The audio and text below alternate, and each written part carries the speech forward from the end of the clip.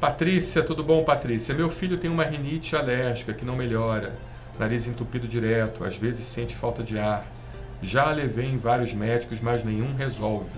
O que devo fazer? Olha, Patrícia, primeiro que tem que saber a idade do seu filho, né? Eu aqui em nenhum momento eu quero que você entenda que isso seja uma consulta médica, por favor. Isso não é uma consulta médica. Aqui é só um bate-papo, um compartilhamento de informações, mas a primeira coisa que a gente precisa entender, primeiro é a idade dele, né? Porque se ele for uma criança, aí é uma situação. Se for já um adolescente, um adulto jovem, já é outra situação. Quando você fala filho, né? Pode ser de qualquer idade, porque às vezes, quando você tem esse tipo de rinite, olha que eu não quero fechar diagnóstico para o seu filho, não entendo, estou conversando assim de possibilidades, de hipóteses, você tem que levar toda essa informação e o seu médico assistente, seja do Brasil Sem Alergia ou não, eles é que vão entender e poder moderar essas informações e dizer o que presta para o seu filho, o que vale, tá?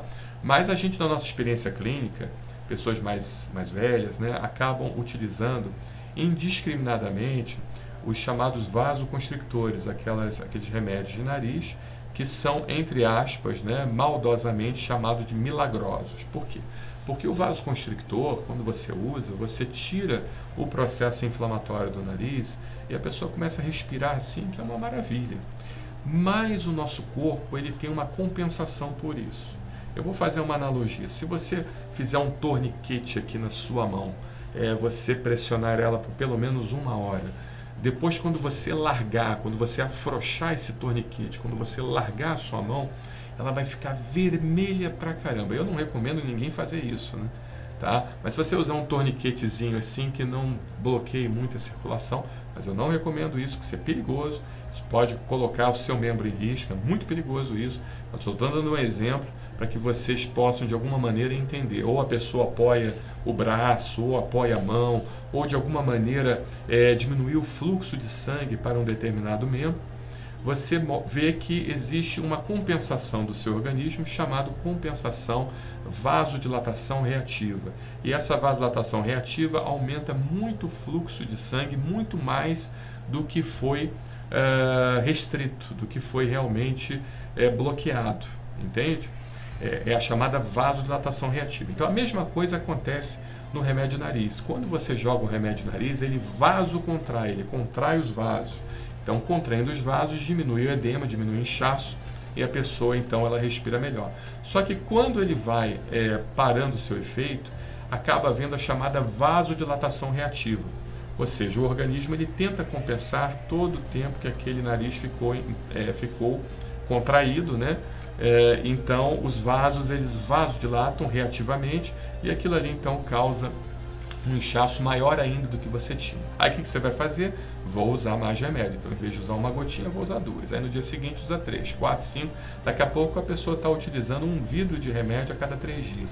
Isso eu já vi acontecer, tá? E o pior é que aquela substância, ela tem um produto chamado simpático mimético, que é como se fosse uma adrenalina. E sendo uma adrenalina, você absorve, você tem um aumento da frequência cardíaca, você pode ter arritmias cardíacas e pacientes que são cardiopatas, eles podem inclusive ter parada cardíaca por fibrilação ventricular, entendeu? Ou seja, o coração de tanto está sendo estimulado com adrenalina toda hora, ele entra em ritmo anacrônico, ele não consegue então ter aquele ritmo adequado elétrico, então ele entra na chamada fibrilação ventricular, que é um estado do coração de anacronismo. Ele não consegue então ter uma frequência, uma sincronicidade nos impulsos elétricos. Então ele, como não tem essa sincronicidade nos impulsos elétricos, ele para de bater porque as estruturas elétricas não conseguem se comunicar, entendeu? É a chamada fibrilação ventricular. Na fibrilação ventricular, a pessoa então tem chance de ser cardiovertida, que aí você dá um choque e reverte o paciente, né? Já na assistolia é muito difícil. A sistolia realmente sem fibrilação ventricular, porque aí não tem mais impulso, né? Não tem mais impulso elétrico. Mas aí a gente está saindo um pouquinho aqui do assunto. Outra situação também que o vasoconstrictor faz é aumentar a pressão intraocular, né? Aumenta a pressão intraocular, então levando o paciente que tem tendência a glaucoma a ter glaucoma. E o glaucoma, infelizmente, na maioria dos casos, ele é silencioso, tá? Você vai perdendo progressivamente o campo visual e aquilo ali vai levando você, então, a um quadro bastante desagradável, porque quando você vai ver a condição clínica do seu olho, já não teria tanto jeito de você recuperar aquilo que você perdeu, porque vai comprimindo o nervo óptico e vai destruindo realmente as fibras nervosas do nervo óptico. Daí a preocupação do glaucoma. Mas assim, eu só estou dando uma suposição, tá, Patrícia? Eu não estou dizendo que é o caso do seu filho, mas como você diz que nada melhora, tem que entender essa questão. Agora, a rinite ela pode ser provocada também por outros fatores não alérgicos. Importante a gente entender isso. Por exemplo, a pressão arterial leva a rinite. Tem gente que tem obstrução crônica nasal. Quando você vai avaliar a pressão arterial do paciente, é lá em cima. Então, baixando a pressão arterial, melhora a rinite, porque diminui, então, o edema do nariz, né? A própria obesidade também leva a rinite também. A própria alergia. Se for uma rinite alérgica, a rinite isolada ou não isolada, o que é isolada? Isolada só o nariz ou aquela que está se manifestando em outros órgãos também, você tem como dessensibilizar o corpo do paciente, o organismo do paciente, através do uso da imunoterapia. Agora, o problema da imunoterapia, da vacina, ela precisa ser feita com extratos padronizados. O registro dos extratos no Ministério da Saúde é uma garantia de que o extrato é padronizado. O que é um extrato padronizado? É um extrato onde você sabe exatamente quais são os componentes contidos ali naquela vacina, né? O componente, a concentração, a qualidade dos componentes, entendeu? Para que você mantenha um tratamento adequado e você consiga, então, evoluir com o tratamento da imunoterapia de forma progressiva, aumentando a concentração e as doses e não tendo aquelas surpresas de variações e também de qualidade de extratos alergênicos, né? Tanto de variações de quantidade também como de qualidade. Então, o extrato padronizado, e quando você faz uma vacina registrada na Anvisa, você tem a certeza que esse extrato é padronizado. Outra situação também importante é a questão das medicações, né? Será que ele está fazendo as medicações adequadas? É importante ver isso também. E se não existiria alguma outra doença acessória a esse problema?